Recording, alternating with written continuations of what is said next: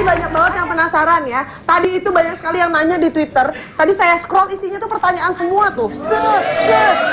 Itu katanya gimana sih caranya ya kalau anaknya kecanduan gadget? Ya, jadi memang anak-anak itu harus dibatasi untuk bermain gadget itu hanya kalau bisa 1-2 jam sehari. Oh gitu. Dan kalau bisa kalau lagi activity sama keluarga atau sama family lagi makan tuh nggak boleh bawa gadget. Jadi kadang kita lihat tuh di restoran, wah semuanya main gadget masing-masing, termasuk anaknya juga dan orang tuanya juga.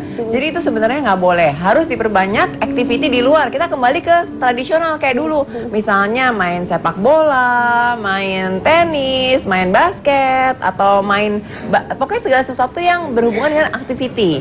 Atau membaca buku itu sangat penting. Jadi kalau bisa dari anak kecil tuh jangan dibiasakan dikasih gadget terlalu lama, tapi dibatasi memang jamnya dan kebanyakan aktivitas di luar. Orang dewasa juga begitu, jangan kebanyakan main gadget. Memang sih kita harus bergantung misalnya untuk bisnis gitu ya, kan perlu atau iya dong, nanti kalau ada tawaran-tawaran ntar kalau nggak diangkat gimana iya dong? benar, tapi jangan selalu misalnya apalagi game, karena game itu bisa kecanduan. Jadi main game terus kan mereka terlalu asik di dunia maya tadi.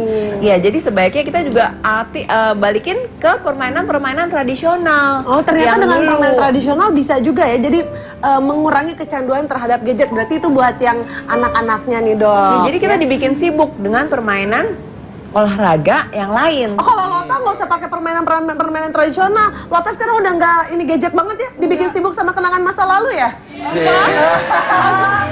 Iya kan? Oh iya. Orang katanya dok, Lota masih mimpiin mantannya. Aku kan mantan banyak. Oh banyak. Oh iya. Tapi mimpiinnya lewat gadget juga nggak? Enggak ya? Oh enggak.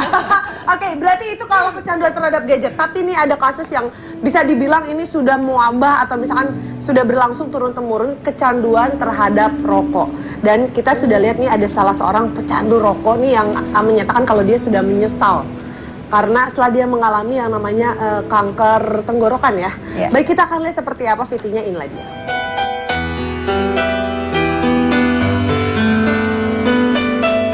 Seorang perokok berat bernama Robi Indra Wahyuda harus kehilangan suara dan mimpinya lantaran kanker tenggorokan yang menggerogotinya. Mimpi Robi untuk melanjutkan karirnya sebagai vokalis band terkubur dalam setelah ia harus menghadapi kenyataan pahit jika suaranya tak akan kembali lagi. Usai menjalani operasi, Robi getol mengkampanyekan betapa bahayanya dampak dari merokok. Ia pun mengunggah fotonya di media sosial untuk menunjukkan dampak mengerikan dari rokok. Solusi saya cuma satu, merokok yang banyak, layarnya bolong, dan aman di media sosial, kayak saya. Perjuangannya untuk menyadarkan banyak orang berakhir kala dirinya menghembuskan nafas terakhirnya pada 23 Juni 2015 silam.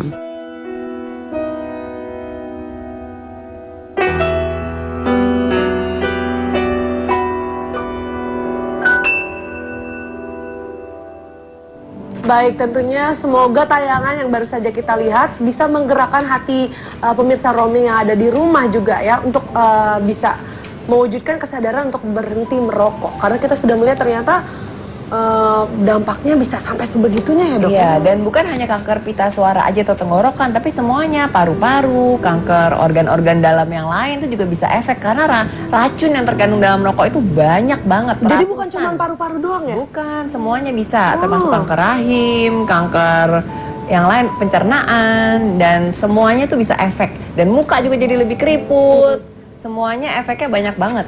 Misalnya infertil atau tidak subur juga bisa karena rokok juga. Iya, jadi apalagi kalau rokok itu deket anak-anak kecil atau misalnya di ruangan tertutup. Dan jangan salah, rokok itu nggak langsung cuman hanya di udara aja, tapi dia bisa menempel di sofa, di misalnya korden. Jadi sisa-sisanya tuh masih ada. Misalnya kita ngerokok kemudian anak kita main-main di karpet atau di sofa sesudahnya tuh masih ada sisa rokok-rokok racunnya itu. Jadi nggak harus yang dihembus langsung.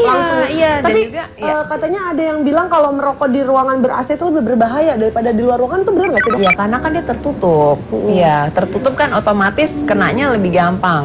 Dan kalau di luar kan memang kan kebuka keluar gitu ya. Jadi memang kalau di negara-negara maju biasanya udah ada tempat khusus untuk perokok, dimana dikasih tempatnya kecil, sumpek banget gitu. Jadi mereka ya saling menghirup satu sama lain, karena kalau nggak yang perokok pasif yang lain kan juga kena di sekitarnya. Jadi misalnya ibu hamil atau anak-anak yang di sebelah-sebelah perokok itu juga sebagai perokok pasif sama aja parahnya sama si perokok tadi. Tapi ada tips nggak sih dok untuk bisa mulai berhenti atau mengurangi atau berhenti merokok selain dengan mengganti rokok dengan permen? Ya, sebenarnya kan banyak yang bilang bisa diganti pakai permen, kemudian sekarang ada kayak vaping ya, tapi menurut saya ya, yang terjitu untuk berhenti merokok adalah stop langsung sama sekali. Jadi jangan misalnya hari ini mau berkurang dari 5 bungkus jadi 1 bungkus, atau 5 bungkus jadi 3 bungkus, besoknya lagi jadi berapa batang, itu jangan. Soalnya menurut saya akan kembali lagi. Jadi menurut saya adalah yang terbaik stop sama sekali. Jadi misalnya nggak mau benar-benar stop. Sama sekali stop. Mungkin diganti pakai permen karet, tapi yang biasa lah menurut saya nggak harus yang ada nikotinnya, permen karet yang biasa aja, atau misalnya diganti dengan kegiatan-kegiatan lain ya yang bisa menghilangkan pikirannya. Lebih sehat, bener nggak sih dok? Vaping itu sebenarnya memang ada degree-degreenya, jadi ada yang mengandung nikotinnya berapa persen, ada yang nggak mengandung sama sekali, atau nggak kayak shisha. Shisha itu kan juga ada yang rasanya apel misalnya atau buah-buahan, dia juga tidak mengandung racun sih sebenarnya ya. Kalau di Indonesia kan kita lihat masih agak cukup banyak gitu kan iklan rokok bisa kita temui di mana-mana. Nah, kalau di negara para panelis seperti apa sih, kita coba tanya ya sama Alina. Kalau di Rusia seperti apa? Kalau di Rusia merokok dilarang. Merokok di tempat umum dilarang. Restoran, kafe, kereta, airport, jangan rokok.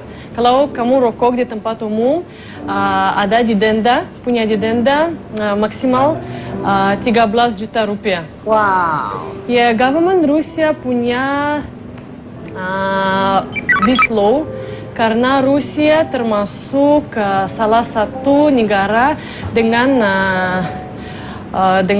jumlah perokok terbanyak di dunia. Oh. Tapi padahal aturannya sudah sangat ketat ya. Ya. Kalau gitu sama juga di Filipina. Karena Filipina itu suka rokok juga. Sampai Harus pakai kaya. ya, rokok. So makanya sekarang ada tempat-tempat yang nggak boleh, terus kena dendam juga kalau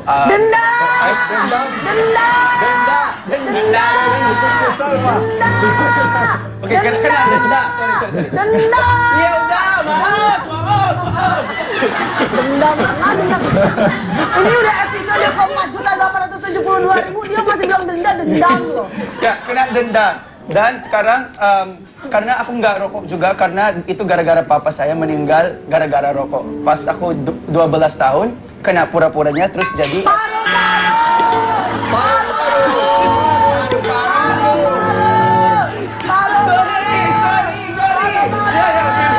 Oke. Orang tuh ya musiknya dari boleh lagu sedih dulu. Kejadian ini terjadi ketika aku berusia 12 tahun. Papaku dipanggil oleh Yang Kuasa karena pura-puranya paru-paru. Jadi pas aku 12 tahun. Jangan nangis. Nah, 12 tahun papa saya dipanggil Tuhan. Kok dipanggil sih? Maksudnya karena kena paru-paru, karena rokok mulu. Pagi sampai jam 3 pagi dia udah minum alkohol, terus kena paru-parunya. Terus aku nggak tahu dia papa aku. Hah? Ya, mereka pas Tunggu, jelasin dulu. Langsung protes mah, jelasin dulu. Ini ceritanya bingung. Ini kayak sinetron tahu. Iya, Nggak tahu papa dia sendiri. Dia umur 12 tahun. Bapaknya nggak ada. Mau terus dia jelasin. nggak tahu, kamu siapa? mau jelasin dulu. Serius. Waduh. Mau jelasin dulu. Kata Oke. maksudku, mereka bilang karena aku ada papa tiri. Terus pas dia meninggal kamu harus dikaburan. Nanti apa lagi? Sorry, kuburan. Oke. Maaf. Gak pernah serius, ini serius cerita loh. Relax. Dan, sorry, tolong. Ini lagi sedih loh. Mas kameramen boleh menitikan air mata dulu sedikit? Oke, baik. Terusin ini. Ya, terus pas udah di kuburan, mereka bilang, itu papa kamu. Mereka nggak kasih tahu waktu aku masih kecil. segede gitu, mereka nggak kasih tahu kalau aku beda papa. Terus mereka ketahuan pas panas saja. Terus Maaf, Bapak lagi sedih apa pilek? pilek. Maaf, pilek. Kita kan udah sedih ya? Kita udah sedih ya, Dok ya? Makanya Kesel ya, Dok? Makanya trauma, aku nggak suka rokok karena gara-gara itu papa meninggal. Oke. Nggak pernah. Kalau untuk Lota di Uzbekistan seperti Kalau di Uzbekistan juga ada peraturan nggak boleh merokok di kafe seperti itu. Tapi selain itu orang Uzbek itu nggak suka kalau perempuan merokok. Garuk-garuk lagi. Ini udah episode berapa kali? Lota belum keramas-keramas ya ini ya. Aku supaya kelihatan cantik. Yang penting, Model. Enggak ini model, cakep, kakinya panjang. Setiap dia tanya, aku Enggak, aku bukan garuk. makanya digigit monyet. Benerin rambut. Iya, bener-bener. Curiga loh Lota. Beneran deh. Pakai obat kutu beneran deh. Beliin dong, aku kan dibayar sama beras. Kalau enggak ini lupa. Kalau enggak Lota pakai yang kapur buat semut tuh gini nih. Buat ini nih. Iya, terus kalau perempuan merokok itu tabu di negara saya. Jadi perempuan ya nggak boleh merokok. Lebih baik nggak merokok ya.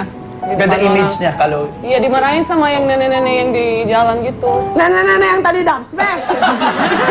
Nggak takut ya dimarahin nenek-nenek itu ya? Pedro, kalau di Chile beda banget. Juanita udah terbiasa rokok. Bagaimana? Bagaimana? Kau ini orang Chile atau orang mana nya? Orang Medan. orang beda. Ini ngaku orang Chile, ngomong gak kayak orang Chile. Di Chile, menurut penelitian baru, Majang. satu dari 4 wanita merokok. Oh gitu? Satu dari 4 wanita. Terus menurut bantu bicara. Kenapa pakai E-nya sih? Menurut Menurut Global Health Organization. Oh iya gimana? Organization. You mean World Health Organization? Health Organization. A global. Good, Pato, you're Terus- learning English. 40% dari wanita merokok. Teratur lebih tinggi dari cowok. Cowok cuma 28%. Oh ternyata ceweknya lebih banyak yang ngerokok. Cewek Ya? lebih biasa rokok itu. Wow. Tapi kalau anak kecil di negara saya agak rokok. Anak sekolah biasa di sini banyak anak sekolah. Iya anak sekolah rokok. nongkrong tuh ya. Tapi di sana enggak. Kalau udah dewasa baru mulai rokok. Kalau di India sebenarnya sih government itu harus proaktif untuk kalau mau berhenti orang-orang merokok ya. Jadi di India advertisement sama sekali nggak boleh advertisement. Terus apalagi kalau di sinetron atau di film kalau mereka rokok avoid. Karena di film kalau rokok harus ada statutory warning. Oke baik, dan ini ternyata ada fakta terbaru ya. Berdasarkan penelitian dari Lembaga Demografi Universitas Indonesia, tercatat 60 juta penduduk Indonesia menjadi perokok aktif dan 97 juta lainnya menjadi perokok pasif. Ternyata perokok pasif kita lebih banyak daripada perokok aktifnya ya. Dan angka ini menempatkan Indonesia sebagai negara kelima di dunia yang memiliki angka perokok tertinggi. Oh. Wow. Ya udah makanya nih pemirsa, daripada nih malam minggu seperti ini ya nongkrong di lounge, klub malam atau tempat restoran-restoran yang mungkin banyak asap rokoknya, mendingan ngumpul sama kita ya. Nanti kita ketemu lagi, kita ngobrol-ngobrol lagi, tetap di Roaming. So pasti gimana dok? Sensation. Congratulations, man. Oh, thanks. So, what do you guys want to do today? Well, the movie starts at, Oh my god!